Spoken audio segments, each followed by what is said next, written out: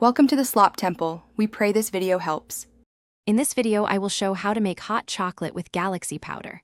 Gather galaxy powder, whole milk, cocoa, sugar, a saucepan, and a whisk. Heat milk gently while whisking in cocoa and sugar until smooth. Stir in the galaxy powder off heat so it dissolves without clumping and the shimmer stays vivid.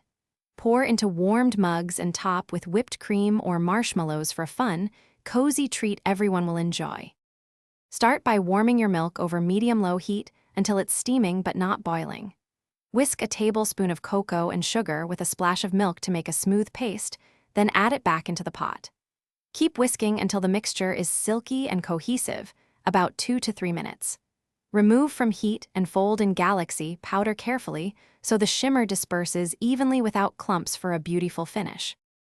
Taste and adjust sweetness now, adding a little more sugar or honey if you prefer it sweeter. Swap to a milk alternative like oat or almond if you want a lighter or dairy-free option, keeping in mind texture changes.